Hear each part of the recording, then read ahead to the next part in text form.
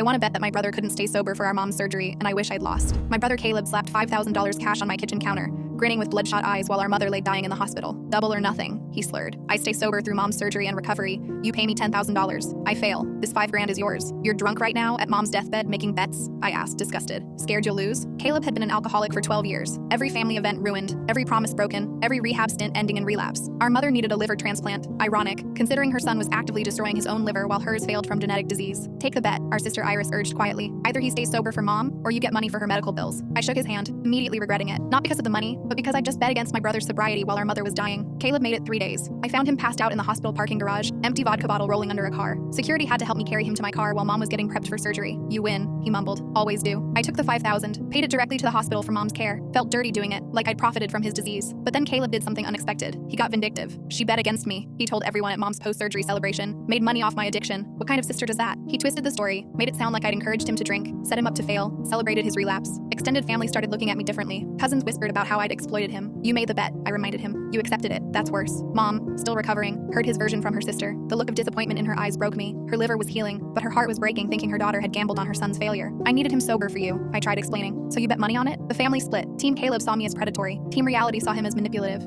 But Caleb wasn't done. He started showing up to mom's appointments drunk, telling her I'd driven him to it. The stress of losing the bet, the shame I'd caused, the public humiliation. Your gambling addiction is as bad as my drinking, he announced at mom's 60th birthday dinner, completely wasted. At least I admit my problem. That's when I decided to show everyone exactly what Caleb's problem really was. See, Caleb wasn't just an alcoholic. He was a con artist who used his addiction as cover. The $5,000 he bet, stolen from our uncle's business. His previous rehab money, spent on vacations, the sob stories about hitting rock bottom, performed for sympathy and cash. I didn't need documents. I had something better. His girlfriend Marissa, who'd finally had enough. She arrived at the next family gathering with receipts. Literally. Bar tabs from nights he claimed to be at AA meetings, hotel bookings during rehab, money transfers from our uncle's business to Caleb's account, then immediately to casinos. He's not just an alcoholic, Marissa announced. He's a thief who uses alcoholism as an excuse. The room exploded. Uncle Terry realized his missing inventory money hadn't walked away. Caleb had stolen it. Aunt Daphne recognized charges on her credit card from when Caleb borrowed it for medicine. Even mom saw transactions from her account during her surgery recovery. But the bet, Caleb started. You bet stolen money, I said. I took it and paid mom's hospital with it. Your theft went to her healing. The revelation destroyed him, but not how you'd think. The family didn't abandon him. They got him arrested. Uncle Terry pressed charges. Fraud, theft, embezzlement. At his sentencing, Caleb tried one last manipulation. My sister's bet pushed me over the edge. The judge's response, you stole before the bet, during the bet, and after the bet. Your sister betting on your sobriety didn't cause your crimes. He got 18 months. Mom lived to see him sentenced. Her new liver working perfectly while her son went to minimum security prison. Mom asked me if I regretted taking the bet. I regret that he made it, I said. But that $5,000 paid for your medications. His stolen money saved your life